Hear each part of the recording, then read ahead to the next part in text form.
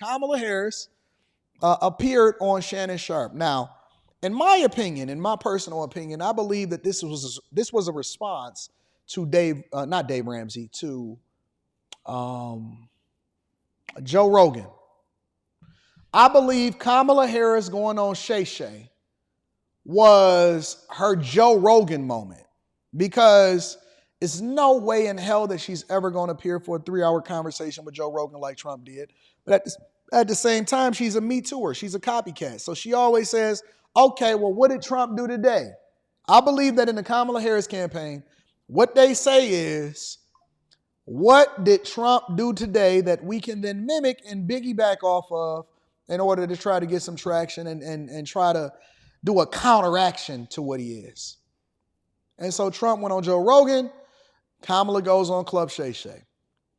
And I don't think that it had the intended effect, because that Joe Rogan interview went haywire. It went absolutely viral, more than anything that I've seen recently. And so I think that they thought that they was going to have like another Cat Williams moment.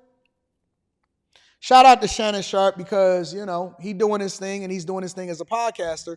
I see he changed his uniform for this particular show. But it just don't feel the same. It don't hit the same. It's like a Me Too movement. Anyways, in this particular clip, she talks about, or Shannon Sharpe asks her about, pandering to black people. Let's deep dive into it. Make sure y'all hit a like for the algorithm, subscribe to the channel, turn on your notifications. If you have not already, make sure you tap into the Patreon. We got Stock Club coming up right after we do the show this weekend. And then Teach Hanley, 40% off your first order plus 20% off of life.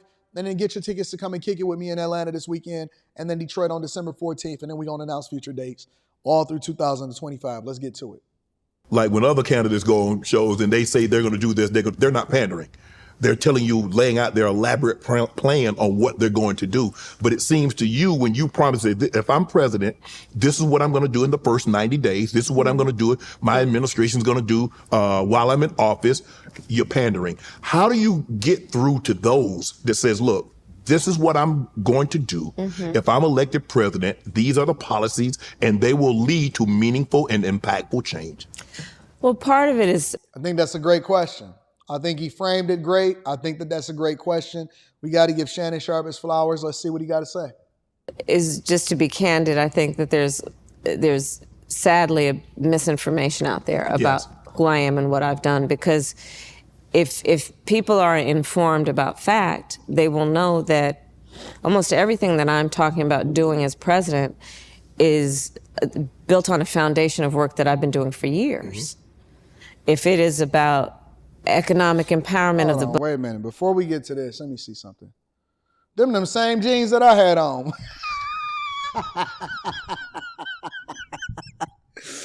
Oh, for those of y'all that's not subscribed to After Hours, you may not be familiar with this story, but I did go and get some new jeans some months ago.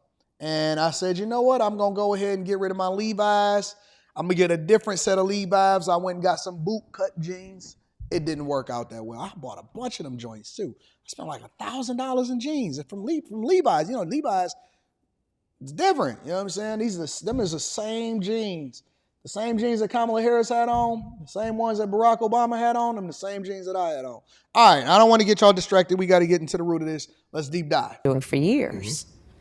If it is about economic empowerment of the black community and all communities, I've been working on that. As vice president, I am responsible for billions of dollars from big banks and big corporations, including technology companies, getting into community banks to increase access to capital for minority-owned and other small businesses.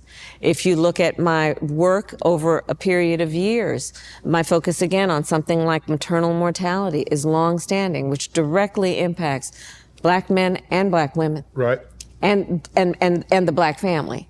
If you look at the work that I am doing that is about small businesses, you know, the person who helped my mother raise us, who was a second mother to us, was a small business owner. Oh, here we go with this.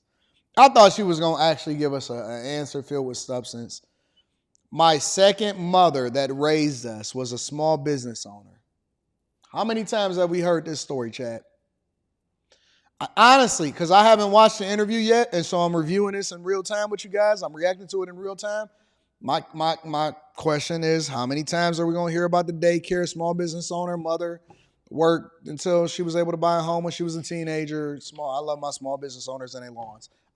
Come on, man. Come on. Give me something different. Have always focused for such a long time on what we need to do, knowing that our small businesses are part of the culture of our communities, right? Including the economic fabric and strength of the community. So what I'm talking about doing right now is based on longstanding work. It's not new. But as President of the United States, part of why it is important is it is a new approach to that job. It is about a new way that is based on a new generation of leadership, that is based on new ideas, and frankly, a different experience that brings my commitment to the work I am talking about into being. Listen, unfortunately, I've gone viral with Dr. Young High School Insurance. You will allow in order for black wait sooner with GLP-1s through Rogan. Can you give us a breakdown of how you will allow blacks and other minorities to access capital? Because you speak a lot about capital, and in order for people to become successful and have some wealth, is that they need to have access to that to get started. So that's in fact why I did, starting earlier this year, my economic opportunity tour, way before I was running for president. Because I realized that so many of our entrepreneurs don't actually have we need to do better in getting information to people about what's available to them. So for example, through the Small Business Administration, there are funds available to help people create a business plan. There is resources available to help people just know how that you need to run a payroll, how you need to pay business taxes. Part of my plan, by the way, is to simplify taxes for small businesses. I like to say it's basically, I'm going to date myself, like, you remember the 1040 Did you ever have to do a 1040 Probably never. No. Okay, I did. Did you ever have to do a 1040 easy? Really? And you know, this kind of reminds me of when you're in corporate America. When you get into the tech world, or you get into certain levels in corporate America, and whatever your respective field is, they talk real fast and they say all of these little terms. And that's why I kind of, even in Stock Club or in Block Club, I take the time out to start to break down exactly what certain things mean. And then when people are on that live stream or they restream the live stream, they'll be like, oh, that's all it means? Yeah, that's all it means. Small Business Association, 1040 easy. Okay, so you file taxes. She said, did you ever do a 1040 easy? So is that her method of trying to appeal to regular people? Like, oh, I'm just a regular person, just like you. Did you ever do a 1040 easy? I did the 1040 easy. It's a 1040 easy, family. It's a 1040 easy. It's not like extra. It's a 1040. But, simplifying tax returns for people, including our small businesses. But the work that I have done and will continue to do is about knowing that we don't lack for hard work, we don't lack for good ideas, but we do lack for information about the help that is available. Go James and the Lakers are back putting on a show. Shannon And Sharpe you know I got to get down, money, including at the ticket means bad geek. It is going to be about increasing access to capital. Part of it is about putting more money. So I called up and got in touch with and worked with some of the big CEOs of the biggest corporations in America and said, and the big banks, that you all don't necessarily, you're not there in the community where you can get a $100,000 loan to a small business. You guys deal at a different level. But those $100,000 loans for a startup will go a long way. Let's get those billions of dollars that you've got, put them into community banks who are in the community, who know what the community needs, what they want, what the consumers there want, and then support those small businesses. So that's my approach. So let me help you to understand how it works, okay? So what she's proposing, and I'm not even criticizing her, I'm giving y'all a little bit more insight so y'all can understand exactly how it works on a banking level and what community banking really means, okay? Because we use these terms again and we throw them around. Her answer is her answer, whatever that is, okay? We throw these terms around and we use them, but we don't really understand them, right? So on a banking level, banks make money one of maybe like 5 or 6 different ways, okay?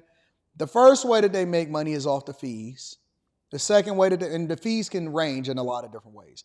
The fees can range based off of you refinancing a loan, taking a HELOC out, pulling equity out of the loan. The fees that's associated with whatever it is that you do, the banks make money from it.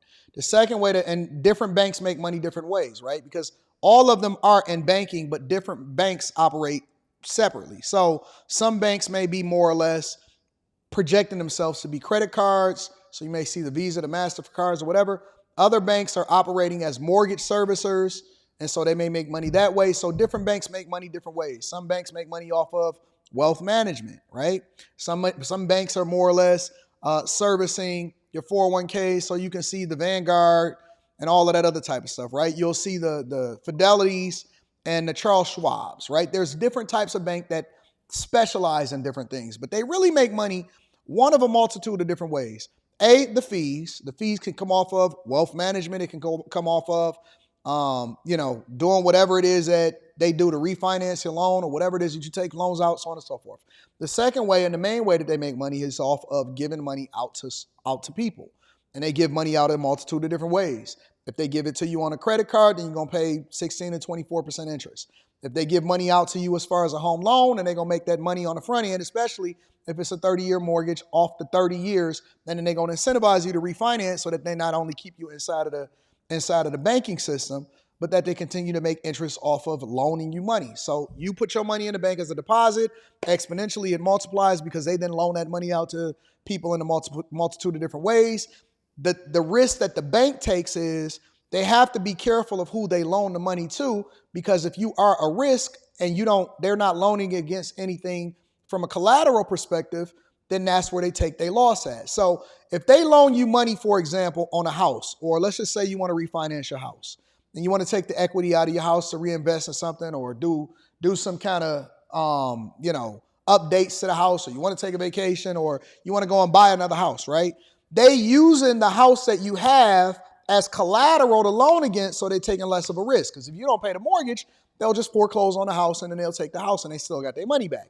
They take some losses, they take some write-offs, but in general, it's less risky to the banks. If you go and buy a car, it's a little bit more risky, but they're taking into consideration what your credit score is and how much more likely you are to pay it back. If you're a higher risk, then they charge more interest to make more money on the front end, anticipating the possibility or a greater risk of you then getting your car repossessed, because the car is a depreciating asset, whereas the house is an appreciating asset, right?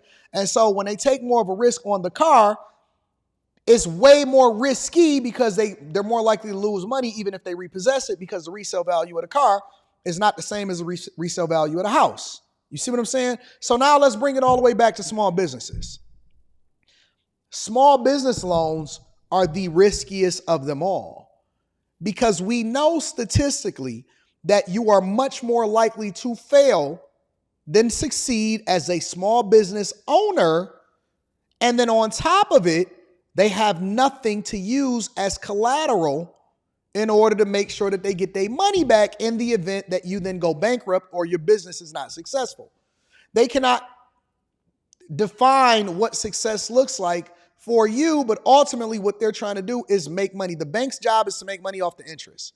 The bank's job is to make money off the servicing. The servicing is when you go on and you pay your bills, right? And you log into the bank or you log into your website, and then it may be reskinned to say whatever your bank is. But on the back end, you'll have a much, much bigger bank servicing that. So when you go and pay your bills, the processing, the transaction times, the technology that goes into the applications and all of that, that is the servicing. So during the pandemic, for example, much, much bigger banks are the servicers of the loans, even though your mortgage originated there and you think you're going online to pay it under that name, is really being serviced by a much larger person or a much larger bank that then takes fees off of whatever it is, or per loan, per month, or whatever the servicing fee is. So when everybody was going through the rent moratorium, there was more calls into it. The bigger banks that was doing the servicing that could stand up certain products. How do I know? Because this is what I do for a living. This is the thing that I do. I build the products that ultimately make banks money and then simplify the process in order to make sure that they streamline it and they can generate more revenue. That's how I know so much about money. That's how I know so much about banks. That's how I know so much about the community. That's how I know about, because I have to sit down with the experts of their field that's out there trying to figure out whether or not they can give you money. I have to sit down and look at the algorithms or whatever it is that they're using as the criteria to justify whether or not they can give you a loan. I have to look at the statistics and say, okay, this is where the environment where it's not conducive for them to loan out money, so it's much more risky, so they're going to require much more collateral, or they're going to want something from you, or they're going to want a history that's associated with it, or they're going to want to see you grow into it, right? And so my point is that when she says larger banks go and give the money into the community banks, it's a white lie. It's a truth, and it's not so truthful. Because even when it comes to loaning money, a lot of times, I'll give you an example. When Elon Musk bought Twitter and then turned it into X, he didn't take out all of the money. He had to sell a certain part of his portfolio and pay taxes on it. And I don't know if y'all remember that, but he had to sell because of the requirements that was associated with what his shares came with, right, in Tesla. And so what happened was he leveraged that in order to then buy Twitter. He could have bought it outright, but he would have had to pay more taxes and getting his unrealized gains realized. And so what he did was he took that money and he bought Twitter, but he also financed it. And what a lot of these banks do is they partner with other banks in order to get a bigger deal done, and it leaves them less exposed to risk. So let's just say, for example, you got a Chase Bank, you got a Bank of America, and you got a U.S. Bank. You got 3 banks, right? Now, Chase Bank is the biggest, so Chase may take on, because they feel comfortable with Elon Musk and he has a lot of collateral and the fact that he owns a bunch of Tesla and he's a billionaire and all of this stuff, they may feel comfortable with financing 25%. Elon Musk put up his 50%. They'll take on another 25%. And then let's say these other 2 banks, right? Because so they'll give their billions. And then these other 2 banks don't want as much exposure because they don't want that amount of money that's into that particular thing because that's a large part of their portfolio. So those other 2 banks will then split it up. U.S. Bank may take 10%. Bank of America may take another 10%. And then you may have this 5% that's left split up amongst other smaller banks that also is financing and participating in this thing. Even when you do large mortgages, if you do huge mortgages for these houses, right? And you got these Diddy houses that's 10, 15, 20, 25, $50 million. Often at times, they have multiple different banks participating and loaning out. So when they say they are partnering with the community banks that understand the people, it's a talking point, but it's some truth in it, but it doesn't really hit you as a person, as a consumer. You don't really understand the requirements for it. It's not free money that's given to you. You still have to meet certain exceptions and criteria. And most people, especially black people that are in these communities that say that they want these loans, they do not qualify. Let me say it again. They do not qualify for the thing that they are proposing as a policy that is going to benefit you as a community member. So you can go over there and you can say, yeah, she's doing this policy and she's saying this all. How many of y'all, here's the question that you got to ask yourself. How many of y'all actually know anybody? And there's thousands of people in here. How many people do y'all know? Any of y'all actually know anybody that benefited from the things that she's talking about as far as these community banks partnering with small business owners in order to give them funding in order to get their stuff off the ground?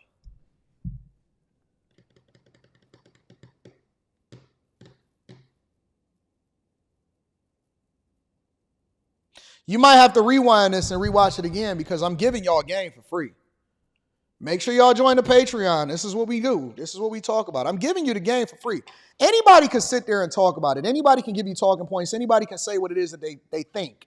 Very few people is in the room to actually understand, pick the minds of, watch the deals go down, and then be able to UX it, user experience it in order to translate it into an actual product that the people use on a daily basis. How many of y'all actually know anybody that has ever benefited from what she's talking about as far as these big banks actually partnering with the community banks in order to get funds out to the people that start businesses?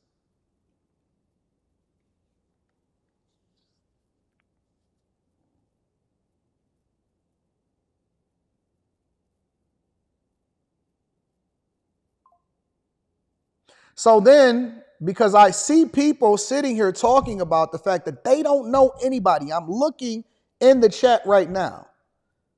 So if I'm going to bring it back to you. And this is the point that I'm making. I know I did a lot of talking and I gave you all a lot of information, but it all comes back down to one point. How is this helping you in the community? If it's for you, but you have no insight, no information, and you don't know anybody that has benefited from it, but this is her history that she's standing on, how is it benefiting the community if you have no insight, no information, and you don't even know anybody that's ever benefited from it?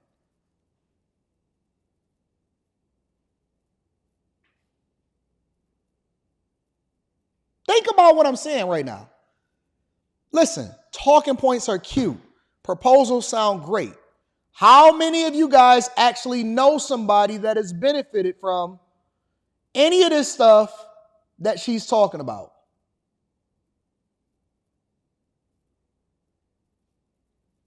That's my point. That's my point. And I'm going to just tell you, most of these people don't even need no small business. You know what they need? A good job. Because if you got a good, listen, let's break it all the way down and simplify it. If you got a good job and you're actually making the adjustments to your lifestyle, guess what you can do? You have more equity in your business. You're going to put your own money up. You don't owe anybody nothing, so you don't have to pay to nobody.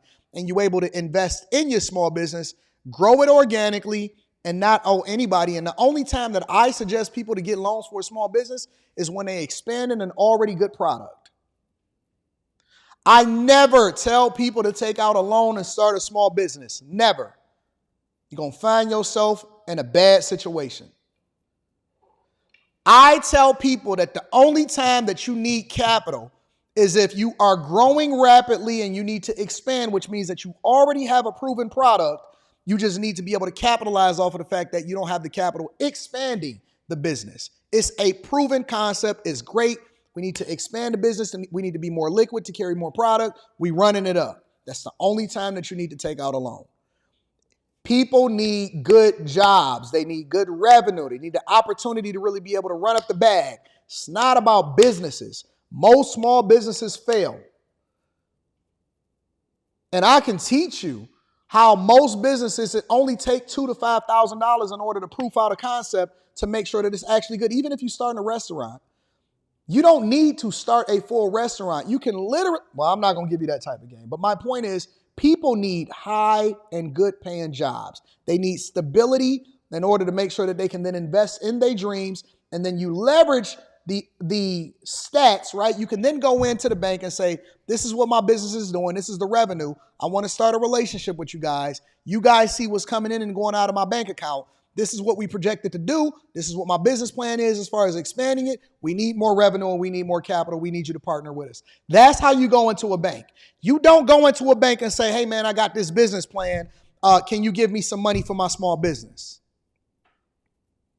You need income. You need to grow organically. And then you can start to use your data and your statistics and then your bank accounts that you have already with them to go in and say, listen, this is the revenue that we're generating. This is where it's coming from. These are our customers. This is our vision for expanding in the future. But we don't have the revenue and the capital to be able to expand, but it's going to generate a lot of revenue and we love to partner with you in order to make more money. That's how you approach a bank in order to generate revenue and get what you need in order to expand your business. But you're not even at step one.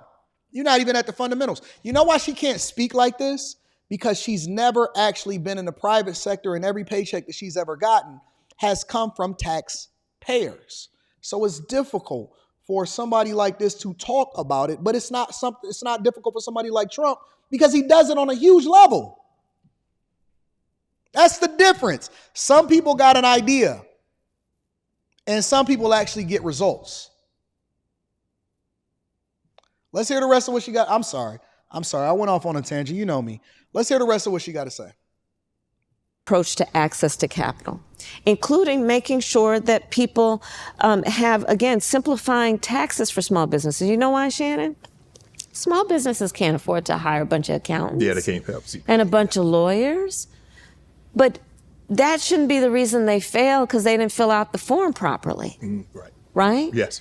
So my approach is really understanding the culture, understanding the needs, and then trying to fix problems. I love fixing problems with common sense solutions. And again, look, Donald Trump has never How did I know that? I thought she was going to talk about herself. I was about to give her some credit. I was literally about to give her some credit. Honest to God, on everything in me. I was going to say, you know what? I'm glad that she's talking about it. I'm glad that she's trying to make sense of this thing because, I'm going to give her some credit about the fact she's speaking about what she's on and she's speaking coherently and it seems like she's not trying to fumble for the answers. I was going to give her some credit. But every single time, when I seen Trump on Bloomberg talking about tariffs and small businesses and the auto industry and the steel industry and so on and so forth, I didn't see him talking about Kamala Harris. They can't help themselves. I was seriously about to say, you know what? I can appreciate her for standing on what she thinks is going to make sense as far as a policy for people that's looking to get some insight into how she's going to affect small businesses in America. But every single time, they got to mention Trump. I don't understand it. Push you. You're giving him free advertisement. And I want Trump to win. But don't you realize that you're giving him free? I wasn't even thinking about going into Trump's economy plan and what he talked about Bloomberg. I wasn't even going to mention it. Why can't you promote you? You promoting them. You're promoting them. Do you know that I purposely do certain things from a content creator's perspective in order to get people to react to me, even if it's negative? Because I know that them mentioning me to their audience and to people that may not be familiar with them is going to cause for them to go and research who I am. And then once I get into their algorithm, they're going to come over to my side and they're going to stop watching them. The more that you mention me, the more that I'm going to succeed and profit, even if it's negatively, because I know that even if you're a hate watcher and a person that loves me, the watch time, it translates the same financially. It translates the same. Whether you hate, if I see myself too cold in the streets, I might do something or say something that's a little controversial in order to get the buzz popping. Because I know that you can't help it because you want me to fail so bad, you're going to do a reaction video to it, and now my name is back in your algorithm. So now you mentioning me and putting my name in your title, it just gives me more and more and more boost and more and more. Then I become Godzilla, absorbing all of the energy that you think is going to kill me. You threw a nuclear bomb on me, but it just made me more powerful. So dumb. Just push you. Push you. It's you. It's your campaign. You just push you. Never going to relate necessarily to the kind of folks that I'm talking about who on the ground just need to be seen and heard. And then let's fix the problems. Let's address the challenges to let them not just get by, but get ahead. And I want to put a fine point on this. Maybe it's a new perspective. I think it is. I believe that we have had great success in bringing Black unemployment down to historic lows. Yes. You believe it or you did? That's something that we can use from a data. Let me rewind what she said. Maybe it's a new perspective. I think it is. I believe that we have had great success in bringing Black unemployment down to historic lows. Yeah. So either you did or you didn't. But for me, that's a floor. For me, that's a floor. Because what I know is that it should be baseline that everybody's working. That's not enough. People want to build wealth. Yes. And intergenerational wealth. Correct. And I want to help people do that, right? Mm-hmm. I know what folks want to be able to take a nice vacation from time to time, have nice Christmas gifts for their kids under the tree. And it can't just be about, well, you got a job, applaud me for what I've done for you. Right. And that's the spirit with which I do my work. Go James and the Lakers are back putting on a show. And you know I got to get the best deal on Shannon tickets. is That's getting why all I of the need to money, tell you ain't about he? my sponsor. I play for micro money. We know that defunding the Department of Education. Yes. Basically, we know that's going to affect communities like us that don't have the resources. Mm-hmm. And then because he says he doesn't, if they talked about slavery, which is a part of our history, that they're trying to cover up. Yes. That they're trying to cover up. They talk about racism. And he said, well, what we would do if they talked about it, they wouldn't get funding. And we know what communities are going to be most impacted by non-funding. And understand that they want to get rid of the Department of Education and get rid of Head Start. Jesus you know Christ. whose kids are in Head Start? They want to, it is, and to your point, and I'm so glad you pointed this out, you know, these are the same people who basically suggested that enslaved people benefited from slavery. The same people who are trying to ban and are banning books. Mm-hmm. And again, if we don't teach America's full history, we will never ensure that we don't make the same. Yes. The Department of Education didn't even become a standalone agency until 1980. The problem that Trump is addressing is, number one, he's saying that the states is similar to reproductive rights. He's saying that the states should be able to decide what happens within their education system, but the funding does not go away. The department itself should not be mandating policies that certain books be read inside of our schools, and then parents that are revolting against it are rejecting the idea that we want to have these gender affirmations and these same laws and these policies that's similar to what's happening over in California be translated through the education system in order to indoctrinate our kids with stuff that we don't want a part of it.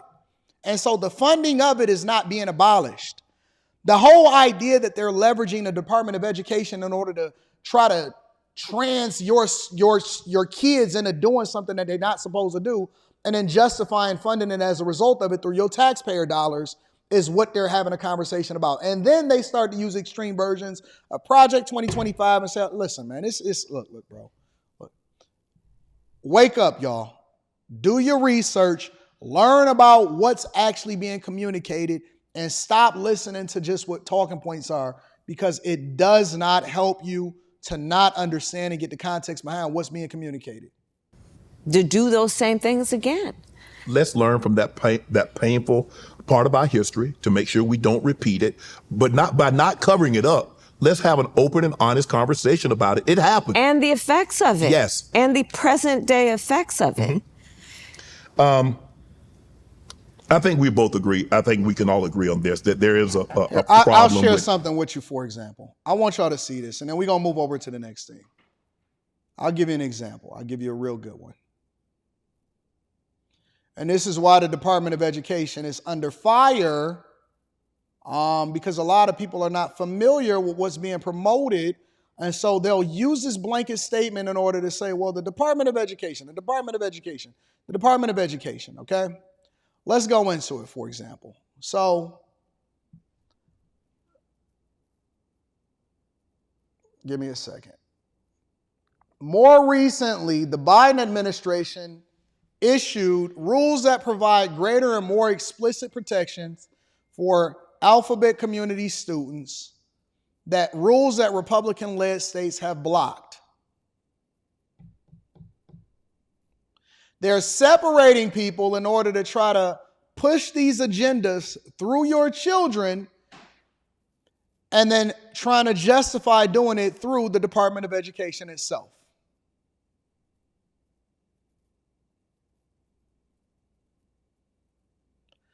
I don't know how much more insight that y'all need. I don't know how much more education and how much research y'all need to be doing, but y'all need to be doing your own research to better understand what's being pushed and promoted, and not just using talking points that these liberals use in order to justify keeping somebody in office that shouldn't be there.